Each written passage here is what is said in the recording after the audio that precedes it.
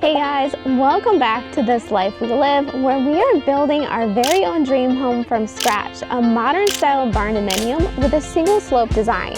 So we are rushing to get the outside completed so that we can work on the inside ourselves through winter time. Plumbing has been roughed in, HVAC has been roughed in, the house has been roughed in, and all the many thousands of feet of electrical has been roughed in. Now it's time to wait for inspections. The plumbing, the HVAC, the electrical, we're pretty sure those are going to pass with flying colors. But what about the house, the bones of the actual structure? There are a lot of things that can go wrong, and we're all sitting here twiddling our thumbs and waiting for the final verdict. Since Eric doesn't like waiting, he decided to jump in on yet another project on the house, and that is hanging the fire-rated drywall between the house and the garage. But the big deal that we still have to face with this wall is, how do we lift 70-pound sheets of drywall 22 feet into the air to hang them? Our scaffolding that we have will only go so far. How do we get them up the rest of the way? That is the pressing question that nobody really wants to look at, because quite frankly, nobody wants to deal with heights that tall. We just came back with a whole giant load of drywall. This is the fire-rated stuff for the garage to the house because Eric wanted to get that wall right here closed off, which A, will help keep the house warmer, and B, will make it feel more like a house and not just an entire long expanse. You mean it's already broke? You're so full of it. I just picked it up and it snapped. No, it did not. All you're doing is cut through the paper, the only thing that holds the stuff together. Oh, that's kind of scary. All right, show me. So Eric cut just a little tiny score line, and he says that alone will allow you to break the whole thing. No, pull it to the edge and then just snap it, right? I mean, if it legit. What? That's crazy. Ha. Wow. It's too bad wood can't be that easy.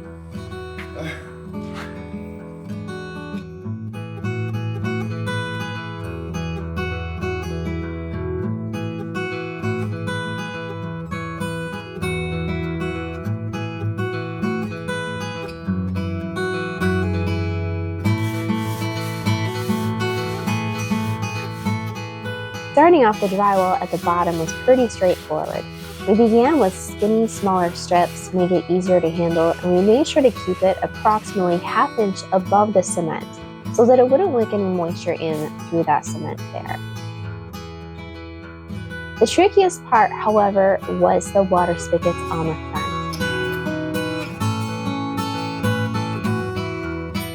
It's gonna be our finished plate. Or we can put lipstick on the edge of that and then hold up where it needs to go and then just go mwah. We needed to add some plastic trim pieces to finish it out, and that proved to be a bit of a trick.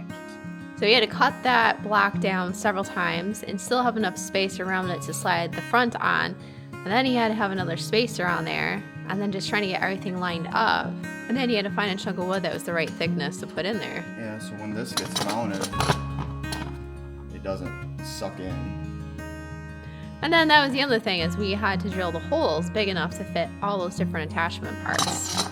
So for drilling those, we used one of these. In the end, we ended up having to pull the water spigot off to be able to get things in. And now that I'm thinking about it, I'm not sure if we actually reattached that or not.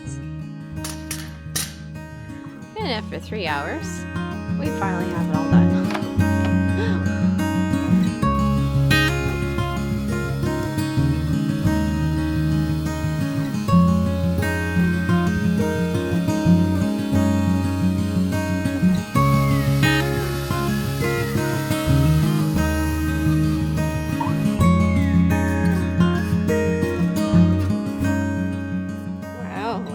You got it first try.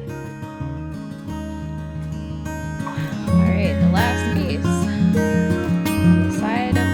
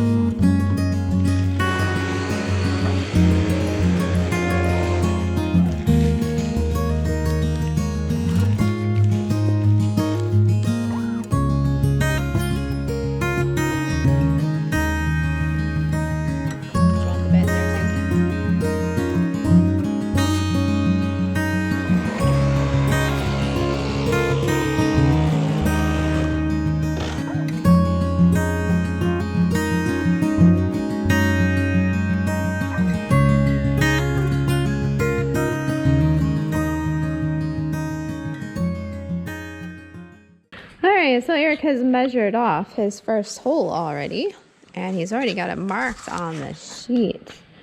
So he's going to use his roto zip.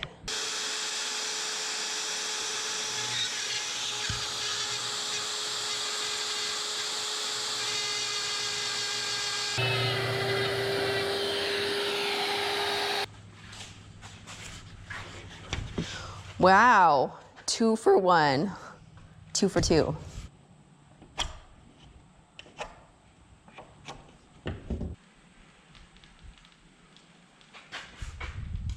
Oh, this thing's hot. I just touched it.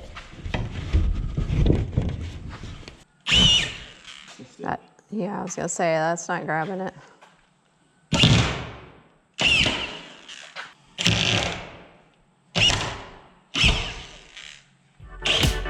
The second wall of drywall with the large surface sheets proved to be a task as well.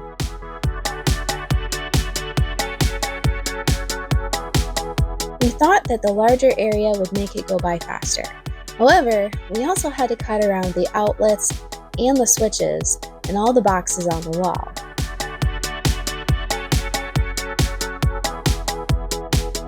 And even though that was a little bit of a trick, Eric proved to be a master at measuring and figuring out that part. So we managed to get almost all of the hay off the field without any hitches, except at the very end, we had a big problem. Our beloved TYM girl, she kicked the bucket. Her clutch fully burned out and was dead in the field. She had been working great the night before, and then the next morning when I went to use her, she wasn't moving. So we ended up having to collect the remaining bales off the field by hand. Fortunately, I had baled them very lightweight, so it wasn't too hard for Eric to throw them up. We managed to lump her back home, and here she sits. So she will have to go into the shop for repairs so that we can get back to work with her, because we need to use the backhoe to trench a power line for the new house and a water line and everything else. So she's definitely been an integral member of the team on the farm here. It's great having a tractor this size with a backhoe because it's a lot more nimble. She can still haul a lot of weight, but she's also small enough to get into those tighter areas. So we're gonna have to send her in and get the clutch rebuilt. We could do it here on our farm, but we are very short on time and we really need to get her back in operation as soon as possible. It didn't take long before the plumbing passed inspection, and then the HVAC passed inspection. Finally, even the electric passed inspection with all of the thousands of feet of wiring involved. But what about the roughing, the framing part? We were still waiting on that. If that part failed, we were going to be set back a lot of time.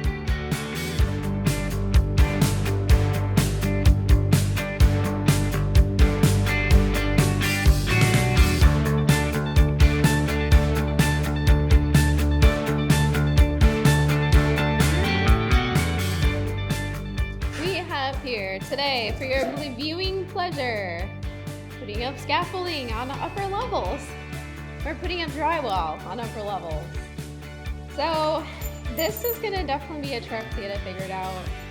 This garage drywall is really heavy stuff, 70 pounds. So trying to handle it's not a huge amount of fun. But Eric has an idea.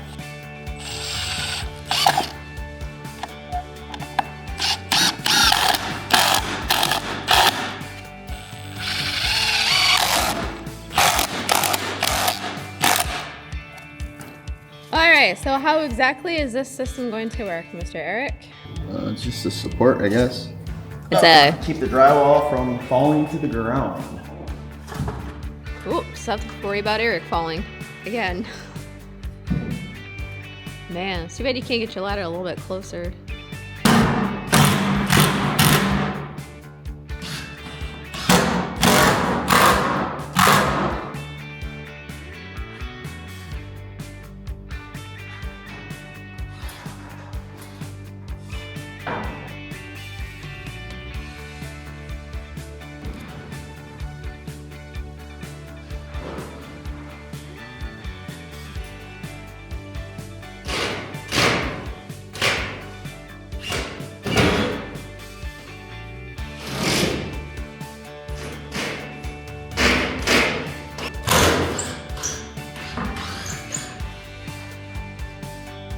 drywall has definitely been taking longer than we had expected.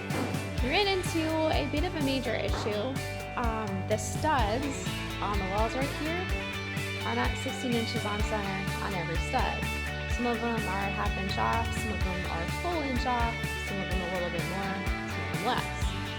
So putting 8-foot sheets of drywall up is not working because it's not hitting the studs where it needs to be. So it's a matter of trying to find the best fit on the wall for each sheet and then having to cut off as little as possible, because cutting down the drywall takes a lot of extra time and you shouldn't have to be doing that. At least not for just a general wall. So Eric's complaint is that for this section right here, the best fit with the least amount of cutting that you have to do is to follow the seam straight up, because if you try to stagger it one way or the other, it's either going to be a ½ inch off or a full inch off or more. So that's extra cutting that you have to do when you really shouldn't have to be doing that. It should just be able to go up, and then your cutting should be towards the top. If you're to use the nailer, I'll put a nailer behind it, and then that creates extra work too. Just to attach a nailer to the side of the 2x4, or in this case 2x6, that isn't fitting correctly. Still, extra work on our end. And we had originally thought it was because they're so tall, but they were that way all the way down at the bottom. So they weren't measured correctly at the bottom. Now the top they might be, the very top gable up there. We haven't gotten that far, but everything else down below is off. Hopefully, everything inside of there is much better. We haven't checked that yet, so hopefully this is the worst wall. Otherwise, it's going to take us forever.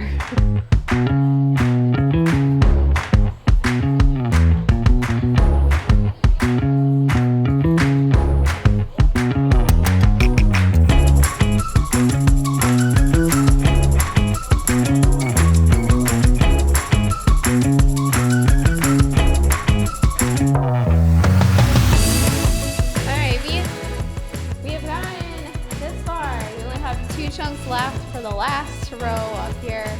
We've got this one right here, which is going to have to be carefully measured from every side and then cut. And then we have this little guy right here, which Eric has already pre-cut. What are you doing? He lost his hat climbing up there. It seemed like an easy idea, but it's just awkward. Right, it is balance. You gotta balance yourself, you gotta balance the drywall. You gotta hope the ladder's balanced. So he's just doing a test fit to make sure that it's gonna fit, because the other one we just did over there was just a little bit too wide. So we had to shave it down. It looks like it's gonna not fit too. You must have cut it like dead even. Oh, there it is. There it is.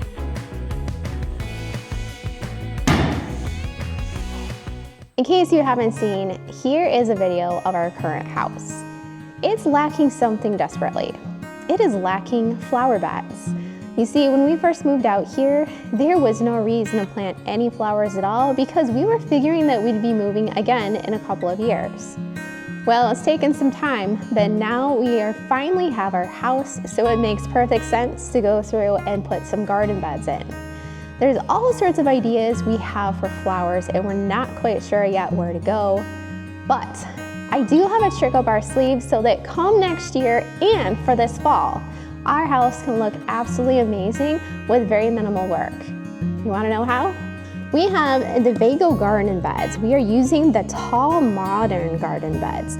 Now these I saw advertised and they are absolutely beautiful. And in fact, these are going to match the house so flawlessly, you will think that they actually were included with our house plan, and they're not. The VEGO Modern Planter is one of their newest in the VEGO Garden collections. We have a VEGO Garden Planter for our vegetable garden on the side of our house, and we have absolutely been loving it. All of their products are extremely high quality, so I was really excited to see that they came out with a modern looking alternative to their regular garden beds. The sleek, double panel design of these garden beds really lends a finer touch to the front of your house. And it just so happens that their midnight blue color matches the outside color of our new barn door steel siding absolutely perfectly. We're going to go ahead and get this assembled, and then we're going to put it out front and see how it looks. Assembly is very straightforward. When you pull all the panels out, it has some attachment pieces, and you simply add the screws. I will warn you though, these beds are a little bit flimsy if you try to carry them, so if you have to move them, use 2 people because they're pretty wiggly. Once you get them assembled, you can fill them with your favorite potting soil, manure, compost, or anything else you like to fill it with, and then simply add your plants. Okay, so I know you're going to be wondering why there's not a whole lot in these planters. And the reason is because I actually have springtime bulbs planted in them for next year. And I also have to keep in mind that sometime next year, in the late spring, early summer, I'm going to plant some summertime flowers, and I'm just not quite sure yet what to plant. Perennials, annuals, I don't know. So I want to save space. But for right now, this is a really good fall planter starter setup. All right, you ready? Look at that, guys. I have one more pumpkin to put on that side, and I still have those brace boards. I totally forgot about taking those down. We are gonna do another video when we get all of the siding on so you can see how it actually looks against the house. It is crazy how close this is to the house color. The match is like so close. So we have hay on the top, and that is because in about a week it will fade to brown, and then it will look just like straw. We don't have straw here on the farm, we have hay. So this will work just as fine.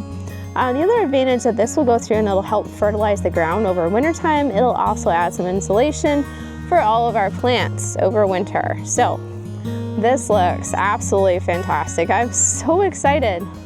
So check the link in the video description, guys. These will make awesome gifts for Christmas time coming up. And there's a good chance they might even have a Black Friday sale. I don't know, but definitely link in the video description. Pick out your favorites. These come in many different colors. This is the midnight blue. It is absolutely stellar. I love these modern planters, but I also love the VEGO garden planters too. VEGO makes top-notch products, so check them out. We knew the top area was going to be difficult, and that's straight off the bat. The height alone was very overwhelming. It was difficult for both of us to get a handle on overcoming our fears of falling to the floor and smattering ourselves in a million pieces. But we did it. We got up there and we got to work on it. And that's when we ran into all the other problems. On today's episode of Fun with Single Sloped Roofs, today we have Eric trying to get the angle for the end of his drywall at the very top. Eric realized that not only do we have to try to match the same pitch of the roof line, but we also have to cut around the 2x4s and the electrical wires that run through that area up there. That meant that Eric had to try to measure where to cut those out and cut the drywall in half to be able to sandwich around it. Well, we've already been at it doing a risky business, and I just kind of jumped right in and didn't grab the camera to record it. Yeah. So we got the scaffolding up there. I don't even know if you can see the part that we just got up there. You can't, because it's way up on the rafters, like way up there. So it's been a real trick trying to get it between the scaffolding and the rafters. And the last piece we did was really long, so that was even more of a trick. Eric's been experimenting with different ways of cutting it so that it fits the first time. And it still isn't working, but that angle ceiling, yeah, it just gives you a real workout. Boy, here you comes climbing down the scaffolding. Yeah, see, I prefer climbing down the inside of the scaffolding so it doesn't flip over. This proved so time-consuming that it took the entire weekend just to get that small skinny strip at the very top.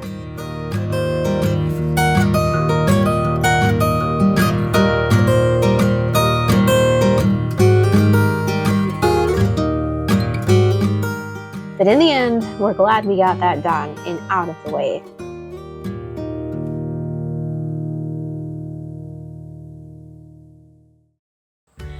Alright, so we have our master bathroom vanity set. We ordered it online because it was cheaper and on sale. hardcore.com. Menards sells these also, but it was actually cheaper, and you got to pick your faucets you wanted. Yeah, this is a And line. your mirrors. This is a line that Menards carried, but you have a lot more options by ordering directly from the website versus going through Menards, which was really nice for us because the options Menards had really didn't fit our style. So we are gonna pop this puppy open and see what it all looks like. It just arrived on the freight truck, so hopefully everything is intact. Roll assembly required. Yeah. So I mean, it came packaged pretty decently. It was a little sketchy. It only took a couple days. So it's white with a little bit of sparkle-esque to it. So it's nothing too extravagant, but it's actual quartz. Maybe, probably so. I'm excited to see what these are gonna look like. All right, this is gonna reveal our color scheme. color scheme. All right, before we reveal what our faucets and hardware around the house are gonna look like, put your guess down below what type of material. We've got, what do we have? We have chrome, we have brushed nickel, we have brass, we have bronze, there's gold, silver, and whatever else you can think of. All right, so this is what it's gonna be. Don't laugh. Ready? No. Oh yeah. So this is brushed gold or brushed brass, depending on the company you're going with, but pretty much a light golden brushed color is what we are doing. It looks really good against black. Yeah, so we gotta get one to match the black, but I mean, it's just like, it looks good. And that's gonna look good on the white as well. All right, so I'm gonna show you really quick what the cabinet pieces look like. We have them set out here on the cement floor. After opening everything up and looking every item over, we realized we did not luck out. One of our vanity pieces was in fact broken. The hinge was fully stripped out at the top, and no matter what we tried, we could not repair it. So we reached out to the company, and they were more than happy to offer us a full replacement for that item free of charge. And within a week, it was back in our hands, and we were ready to go.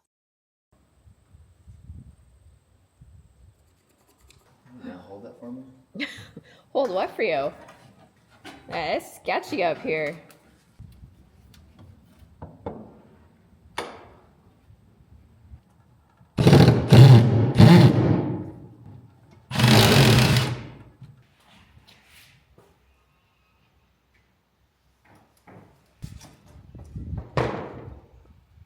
You're making me nervous lifting it.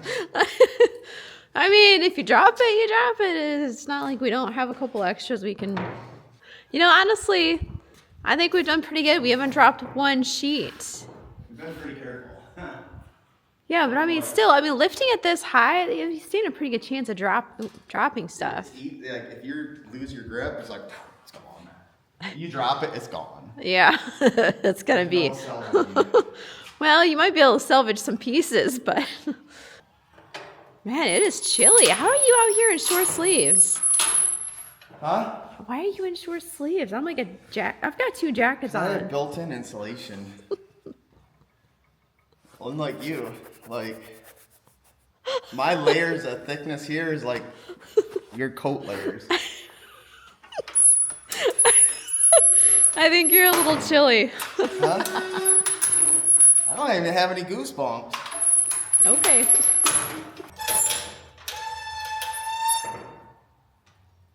Wow, look at that. Ready for takeoff. And by takeoff, I mean picking it up. It's not going to fly. Hopefully not. Well, I mean, if it doesn't, you can set it back up there and slowly wheel it back down again. Yeah, it looks like it's perfect. Do you have your glue gun? Oh, I see it up there. Well, look at that. You're getting better. Minus all the black handprints on the ones over there.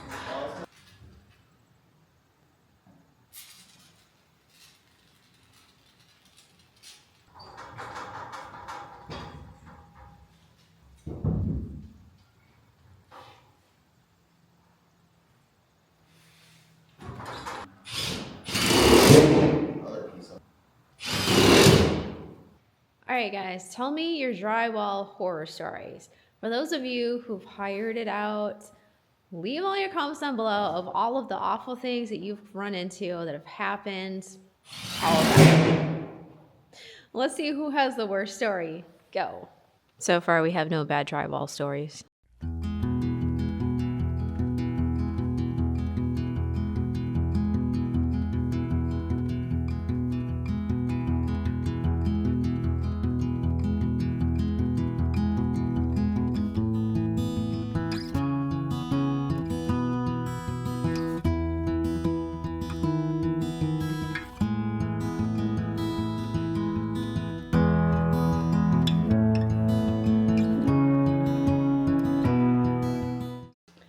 Well, things are finally taking shape in the house. With this garage wall closing off, we have just this tiny little sliver right here yet to do. It's gonna be just a couple small pieces to pop up in there. Should be pretty easy. We'll be gone. It's like X-ray vision. You can see into every room. It's a lot of work, but it's nice to see it all come together. It's nice to have that done and out of the way. The next hardest drywall part is going to be the ceiling right up here. The only thing that's really going to have to be cut around is going to be the lights in the ceiling. But it's going to be some heavy drywall to lift, and it's going to be going flat up on the ceiling. So leave in your comments down below on if you've ever had to install drywall in your ceilings and how it went for you. Now, Eric says it's gonna be the same heavy stuff that we're putting in the garage. It's the fire rated 5/8 drywall. At 70 pounds per sheet, it's a little bit of a chunk to try to get up that high. Looking forward to it. All right, guys, so we got all the drywall hung yesterday.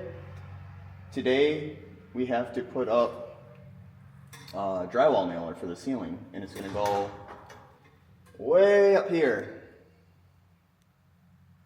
So we're gonna do scaffolding along with ladders. It should be pretty safe. Lastly, Eric decided that we should go through and add the drywall nailer in case down the road we decide to add drywall to the ceiling of the garage. And quite frankly, I had to agree because it's much easier adding it now with the scaffolding in there than down the road. So we got to work hanging the last precarious pieces of this tall wall.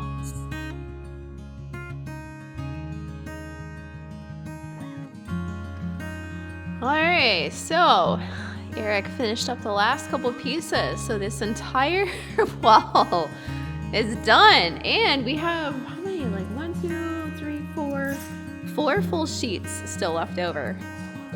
Do you feel better having that done now?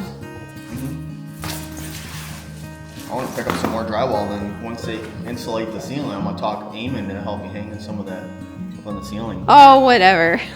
They're really tall. I only need help on this firewall, like maybe the first row. One small step. Yeah, it looks really good. Now, these inspectors tend to sneak in when you're not looking. Even though we live right next door to our building site, I have yet to see any of the inspectors as they stop in to look at the progress. Needless to say, the rough-in inspector was once again missed. I had been hoping to catch him just in case anything needed changing. I could go over it with him in depth and make sure that we could get it figured out. Finally, he came through, and what was his verdict? We passed. He only took 5 minutes to go through the house, and we passed with flying colors. So we passed every single one of our inspections, even the rough-in inspection that we had been dreading for months. Everything was now good to go, so now it's time to add the insulation, the soffit, and the rest of the drywall. Thanks for watching, guys. I hope you really enjoyed it. I'm so excited to show you what the outside of this is gonna look like. We just got the metal siding in, but you won't be seeing that for just a little bit yet. It is just absolutely breathtaking. We did a sneak peek of our soffit up here. Every little bit, guys, it is just absolutely mind-blowing. I'm so excited, I can't even contain it. So definitely, if you're not subscribed, hit that subscribe button and don't miss out on the videos. And also be sure to check out my social media links that are in the video description and on the main channel page, because we have just a few little sneak peeks that are happening over there too. Thanks for watching, guys. Love you guys. Have a great week. Take care.